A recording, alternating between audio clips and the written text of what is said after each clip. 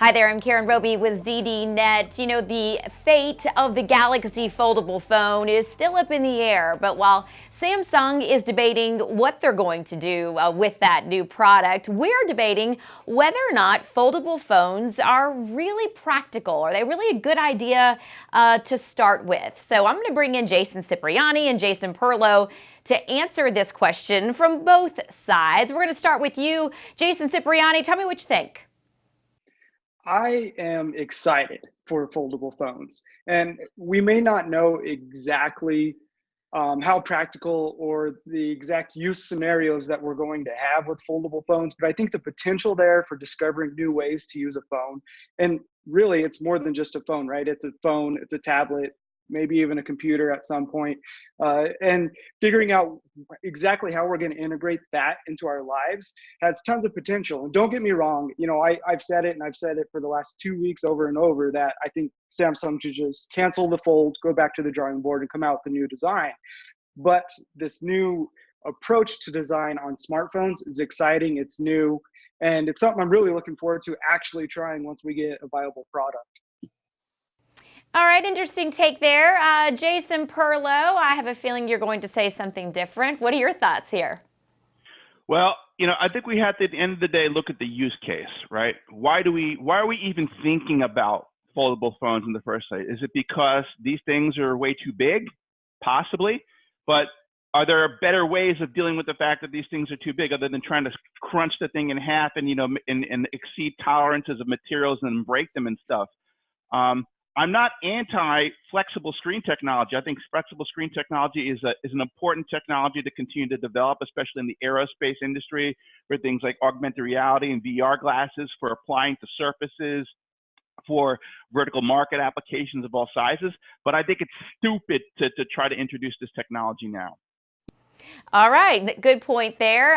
When we talk about just guys, the smartphone industry as a whole, a lot of people saying, listen, consumers are just getting bored with this. We've had pretty standard smartphones now that look and feel the same way, maybe with some new fancier features each year, but really nothing earth-shattering. So where do you feel like the industry is right now, and what does the industry need to really get something that people are excited about? Jason Cipriani, we'll start with you on that one.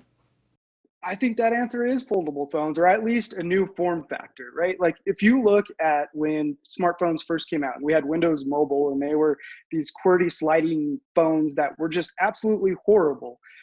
But there were ideas out there, and there were things that companies were trying. And eventually the smartphone came to be the iPhone and Android. And it was exciting for a lot of years. The design of the phone was something we look forward to being revealed each year. And now we look forward to extra cameras being added to a phone or an extra lens on the back of the phone. There's not really a whole lot exciting there. Jason just held up his phone. I couldn't tell you what phone that is. It looks like just any other phone that is available on the market right now. It is boring as a whole. And I think foldable phones specifically is something that we need to kind of excite the industry as a whole. As everyone is seeing right now, the smartphone saturation is at an all-time high. People are holding on to phones longer, and it's really boring. All right, so over to you, Jason Perlow. He thinks that the foldable phone is what's needed to maybe reinvigorate this boring market. What do you think? So I don't think it's an issue of invigoration, but he was asking, so one of them is an iPhone XS Max, which is the biggest iPhone they make, and I also have my Huawei Mate 20 Pro, also two very big phones. And the reason why I need a big phone is that my eyes don't work well anymore. I'm 49 years old. I'm old.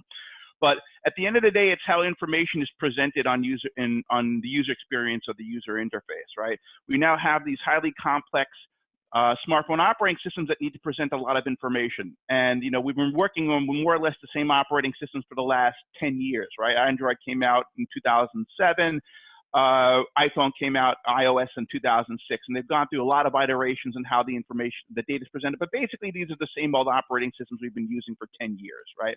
Or a little bit more than 10 years. At the end of the day, we need to be able to look at a lot of information, but it's not being presented efficiently. So I think that the folding phone concept is a way of saying, well, we need to have these big screens in order to present all this data that we want to present, but we don't want to carry this giant brick in our pocket. So if we fold it in half, maybe it's less of a payload for me to walk around with that thing stuffed in my pocket or my little man purse or whatever it is. This is a hack. It's a workaround. It's not a solution. What we really should be looking is redesigning our user interfaces in the software. And quite frankly, I miss the smaller smartphone. I miss I have this Pixel 3, which is a little bit smaller than this monster thing, but it's still pretty big, right? I miss the 5-inch smartphone. I miss something I could just toss in my pocket and not feel it. And part of it is because as a business user, I need to look at these apps. I need a lot of information I need to review. And also my eyes are getting crappy. But you know what? We could probably do a better job on how to present the data on a 5-inch phone that doesn't take up a lot of space. The other issue is that we need bigger batteries in order to power these great big phones, right? So battery life is a concern. And the other reason why, screen technology is being developed, things like OLED and some of these other things, is to try to reduce, energy footprint. So all these efficiency things are kind of coming to a head, right? And one of the ways that they're trying to introduce this efficiency is this folding phone concept. I just don't think that it's been well thought out at this point. All right, and Jason Perlow, we're going to stay with you really quick for a little before we get to our final thoughts on this. What do you think it is that Samsung needs to do when they do finally come back out, if they do, with the foldable phone and they redesign it, whatever they may do? What do they need to do to save face in light of this PR blunder, if you will? Well, Samsung's dealt with PR blunders before. They've had their exploding phone, right? Before with the was it the Note 7 or Yeah. back way? It was a couple of years ago. And there was a lot of consumer confidence got lowered in Samsung's ability to build stuff that didn't literally, set on fire in the middle of an airplane flight or something like that, which would be very scary. So I think they know how to handle the PR aspect. The biggest problem with this phone is that it costs well over $2,000, in certain configurations. I don't know, remember if it was $1,900 or before taxes or whatever, or in a 256 gig, whatever it was. It's a $2,000 phone. That is a very, very large chunk of change for your average consumer to swallow. And realistically, your end customer is going to be your high-end executive, where kind of price is no object. But even those people are going to have pause. They're going to want to know that this thing doesn't crack, when you flip it open and close constantly, just with use. They want to know that it's going to be durable. They want to know that it's not going to be glitchy, that the software is going to be well integrated and all those things. So I think they're going to have to start really doing a lot more demos. People are going to have to get their hands on it and be able to touch it and play with it a lot more before making that final purchase. I don't think this is the kind of product people will buy sight unseen, unlike some of the other smartphones we've had in the past, where literally, we see an announcement at an event, we see somebody demonstrate the thing and like, oh yeah, I'm going to buy that. I'm going to shove my credit card online right now and buy it. I don't think that's the case with one of these devices. All right, I agree with you on that, Jason. So we're going to send it now back to Jason Cipriani for your final thoughts, and specifically as this relates to Samsung, Jason. Yeah, so I agree with the other Jason that Samsung is very skilled in their PR and their marketing and learned a lot through the Note 7 debacle.